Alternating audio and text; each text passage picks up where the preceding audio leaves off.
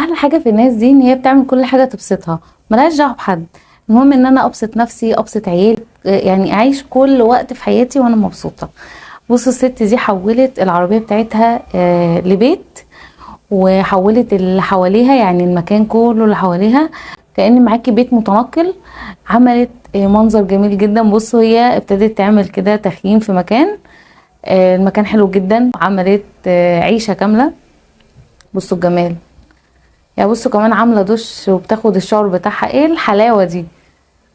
لا لا، رايقه. اعملي منشن لحبايبك وصحابك اللي نفسك تقضي معاهم يوم زي ده. على فكره الوضع جامد.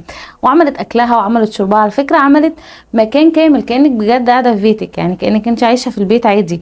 بصوا التلاجة حاطه فيها، يعني واخده تلاجة صغننه كده. التلاجة دي حلوه جدا. بيجيبوها يستخدموها للميك اب، وناس بتحطها كده للشوكولاتات والحاجات اللطيفه اللي احنا بنحبها دي. لا لا لا لا، دي دماغ والله العظيم، 3 دماغ. طب خديني اعيش معاكي يوم واحد بس، يوم واحد. جميله.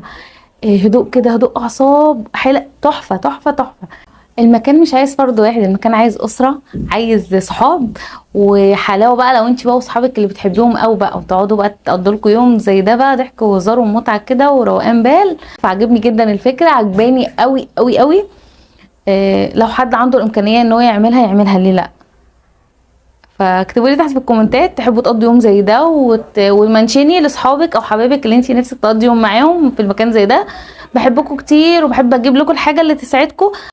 ما تنسوش تكتبوا لي تحت بتتابعوني منين. انا شيماء غريب. لو انت اول مره بتشوفيني ما تنسيش تحطي الكومنت الحلو اللي شبهك، وكمان اللايك عشان بيرفع معانا الفيديو. اشوفكم ان شاء الله فيديوهات حلوه جدا تعجبكم. مع السلامه.